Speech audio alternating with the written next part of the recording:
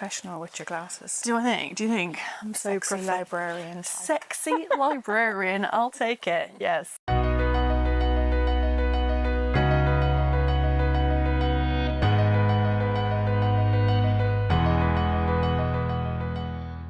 Hi, welcome to Colleagues Getting Coffee. My name is Annelies James, and today I am joined by the glorious, colourful, fabulous, slightly covered in string, Carina from So Tribal. Hello.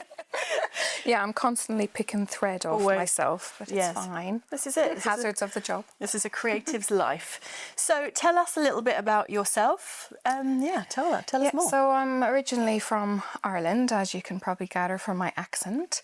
I married a lovely South African and I've got 2 girls. We live here in Gosport. We've lived here for nearly 9 years now, and I just absolutely love it. I've always said I'd love to live by the sea, and now I'm here.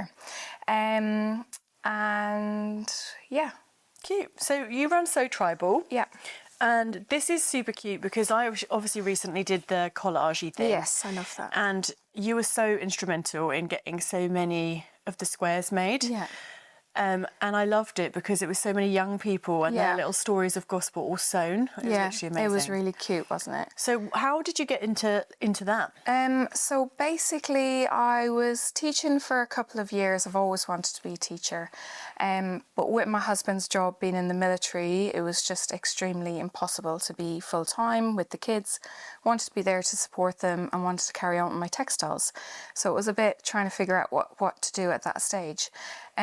So I finished teaching for the moment, and then I had set up So Tribal quite a long time ago, doing just bits and bobs of sewing.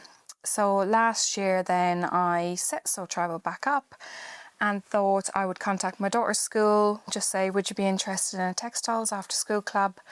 Just an hour after school once a week. They said yes, tried it out, full straight away within, I think the first hour of the email being sent out, it was full.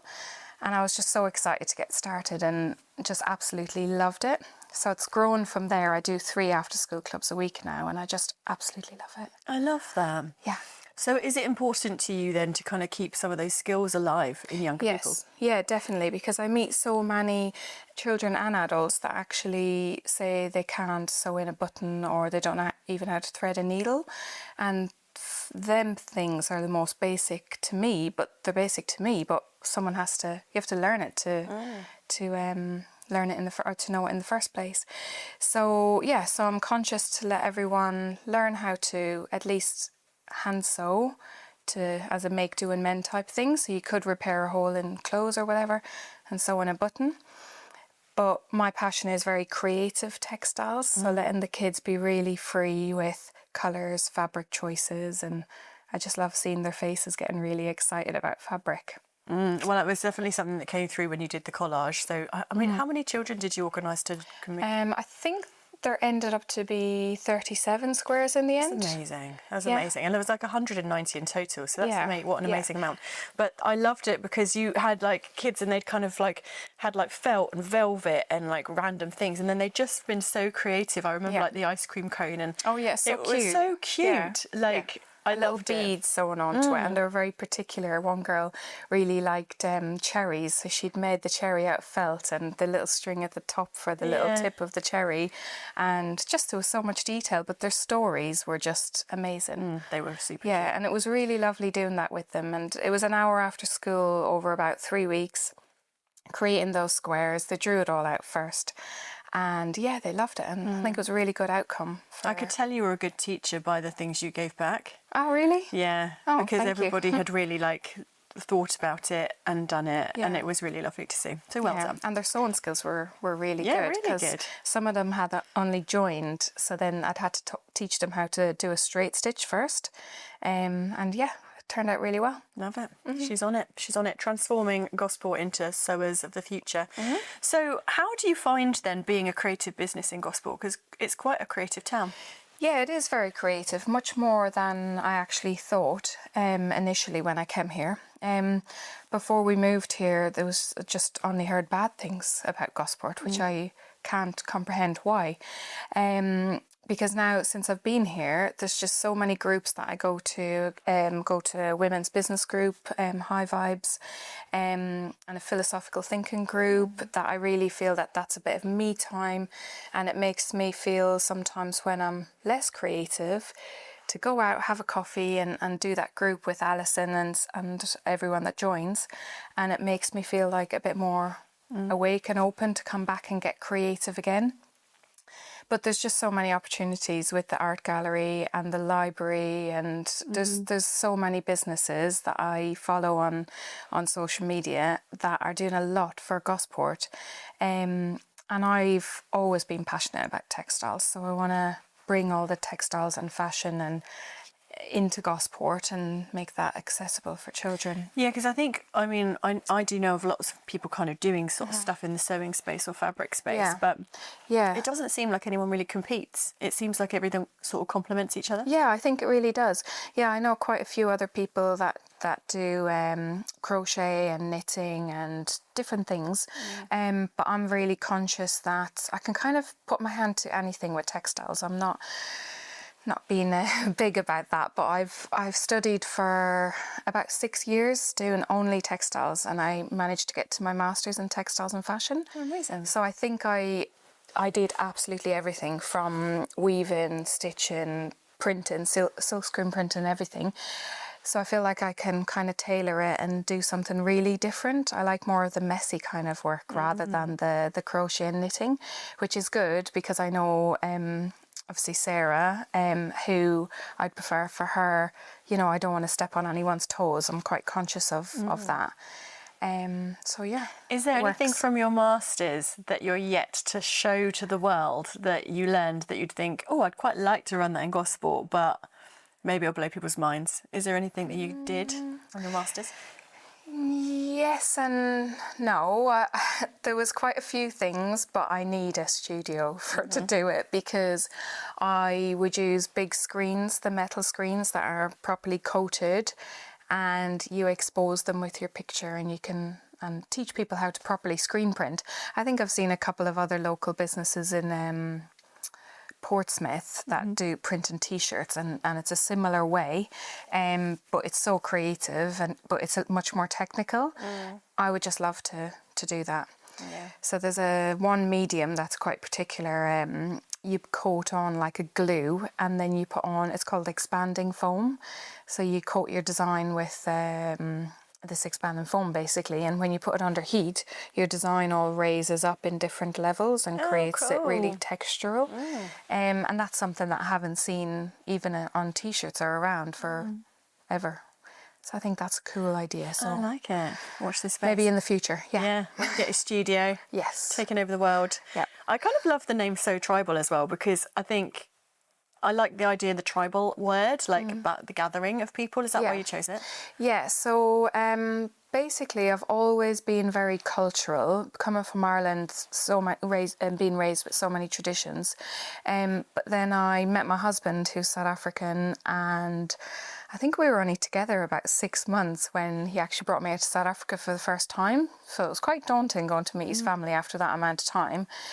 But we went to so many townships, we met, you know, lots of different tribes. There's actually 11 there's 12 now. Used to be 11 national languages in South Africa.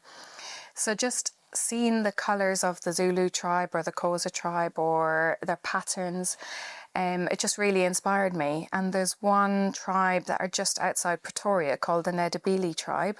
And they do a lot of I suppose like geometric patterns like this, but not colour-wise like this. They use predominantly the primary colours, so red, yellow and blue, all squares and shapes, but it actually means something. So all their geometric patterns mean something. And I find that really, really interesting, because if you just look at it, it just looks like a pattern that looks amazing, but actually they could tell you, oh, this means so many children or so many lives or so many people lived here, or, do you know, lots of different things like that. Yeah. And they're just in the middle of nowhere in, you know, outside Pretoria in South Africa.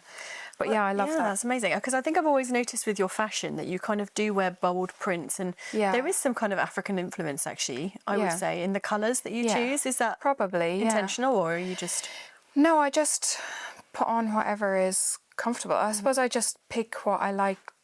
I always pick something with the pattern. Sometimes it might not go with something else, so I have to kind of wear it with something plain.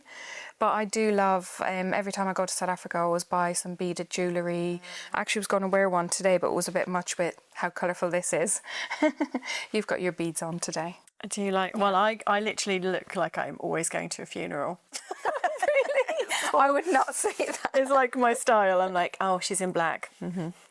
Black is my soul. But you always have pops of colour. I've got earrings like you with the fabric.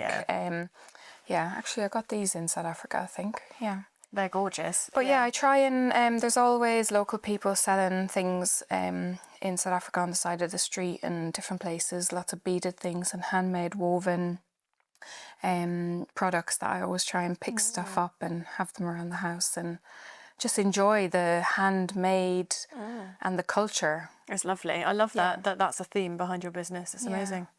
But I set up the name So Tribal actually was obviously after I'd met Stuart.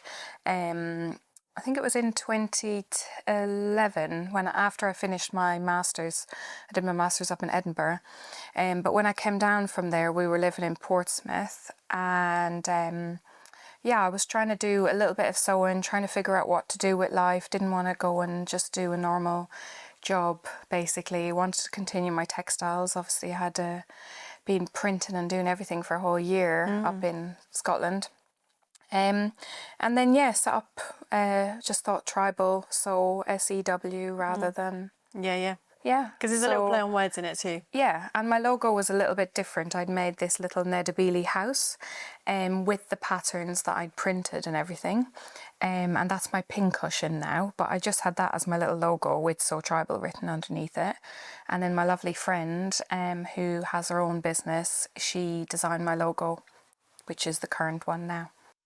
I'm interested to know, because I'm also creative in an umbrella of like videography and stuff, and also I do sewing and bits and bobs too. But how difficult is it doing business management stuff when you've got a creative brain? Because sometimes I'm like, oh my God, I can't, like numbers and stuff, when I just want to be in the creative space. Do you struggle with that too? Yeah, I definitely struggle with that. And I have asked for some help from different people. I just try and ask other friends that have set up their own business, what do they do? You know, what bank have they used? What, different things like that. And I'm constantly asking you questions as well. I love it. I do feel like there's a responsibility. I've been in business for 8 years, and I do believe there's something in that. Like, if someone's starting out, or I know something, or a bank account, or this or that, or like a tip and trick. Like, I have a lot of conversations about limited versus sole trader with people, and have a lot of discussion. And also pricing. I help people to price, because people have imposter syndrome left, right, and centre, and it's really important to actually be confident in it and make sure it feels okay to you. What do you think's been the hardest thing then for you in setting up a business? Time. I've got 2 young kids, but they're not too young now. They're my youngest has just turned 10, and then I've got an 11-year-old as well. But my husband's in the Navy, so mainly his job is the most difficult, I suppose. I've never been able to always do my own thing, because I want to be at home with the kids and sort the house and do all of that. I've got crazy Springer Spaniel as well. I was just going to say, you've also got a crazy dog. You have met down the road. You were walking. Your dog was not being walked. It was walking you. Yes, he's improving. Okay. Slightly. Springer Spaniels are known for not being good on the lead. He's better off the lead. But my husband goes away a lot, so I just have to kind of start something, focus, not overwhelm, because then he might be gone and I'm back to being a single parent again in a way. That's tough. So that's the real struggle. Flip-flop of that. Yeah, especially because in a couple of weeks, well, when is it? Next month, really, he goes away for 3 months in one stint, back for a month, and then carries on doing that for a year and a half. So it's really tricky. It's fine if everything's going according to plan and the kids are, doing well and things like that. But then sometimes there's a lot going on at their school or there's events, and I want to go to them all. I want to support them. Like, I was teaching for quite a few years and missed out on lots of their things, and now I'm trying to make up for that. So I'm really cautious to not grow my business too fast. I want it slow, steady. I want a good work-life balance. I want to be happy with my creativeness. That's good, because I think actually that's one thing I would also say is that I get a lot of work, which is lovely. Yeah. I'm almost permanently busy. Yeah. Which is a gift and a curse, because sometimes having to be creative and I'm just knackered is really challenging. Yeah. And having to turn it on and be like, right, I have to produce the magic now is really hardcore. Yeah. So it's really nice that you're doing that, to like be mindful. Yeah.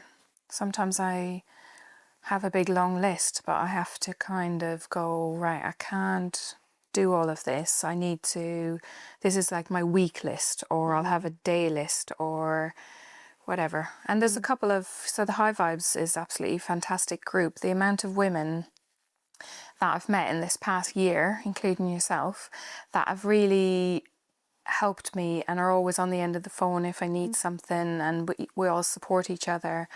And one of the ladies, actually, she helped me try and do a bit of a timeline to not overwhelm, because it's so easy to overwhelm your brain when you've got your own business, because you want to do everything, you want to do your best, you don't want to say no, but you can't do everything. It was exactly what that group was for, to be honest, is kind of that emotional support and that just second pair of ears to say, what do I say? Because I think people do in that group get into the detail with stuff. They'll be really open and honest. It's really not a competitive female group, which is really nice. Yeah, even if people have a similar business, everyone helps each other out. I think that's a lovely thing about Gosport, though. Yeah.